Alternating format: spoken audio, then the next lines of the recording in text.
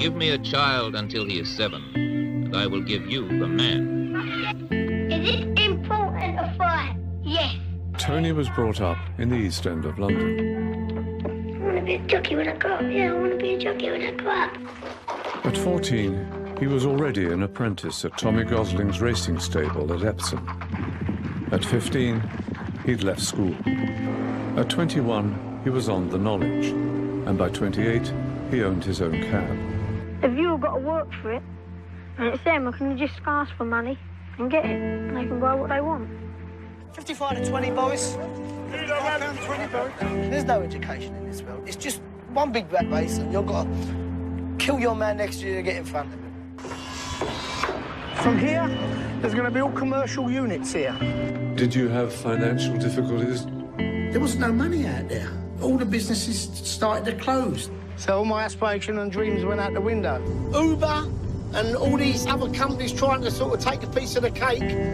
All the cabbies, 4,000 of us, got our placards. We marched through Downing Street on a demonstration. How much have you lost in yearly salaries? I would certainly say a third, which is a big kick. Nicky, as you know, he was a French polisher. Jodie's still trying to find her way in life. She's 37 now. I've got DVT, which is deep vein thrombosis, and I'm on warfarin now for the rest of my life. People like myself have been giving and giving all the time. We're paying. Now, someone's getting it at our expense. It's always them and us, and for me, it's still them and us. Obviously, if you come from with a silver spoon, you're going to get more attractive jobs and easier life and an easier success. I read the Financial Times. I'm going to Charterhouse. And after that, Trinity Hall, Cambridge. Andrew went to Charterhouse and Cambridge, where he read law. I'd like to be a solicitor, and also fairly successful. At 28, Andrew was a solicitor. By 35, he'd become a partner in his law firm. And later he joined the legal department of a large British industrial company. A few years after, they were taken over by a German firm. I'm retiring at the end of this year, which I'm looking forward to. I think the country has helped with him relaxing when he's had very intense periods of working. We're in a bit of a sweet spot now, I think, in terms of going travelling and so on. Timothy worked for a management consultancy in the IT area and then decided to specialise in IT, and he's gone to Birmingham University and he's reading computer science there. The dream for us is that our children have a happy and fulfilling life. Do you think you have? Yeah, I think I've been very fortunate. We do have more options, and it is undesirable, but it's very difficult to correct. I think the class system itself is now based more on fame and what you've achieved in financial terms. Achievement is obviously more appropriate than what class you were born into. You are what you're born into. You'll never be upper class because you're born into upper class. But you can mix in those circles. I mean, I don't know, I've never been upper class. I'm never likely to be upper class in my life. Working class, always.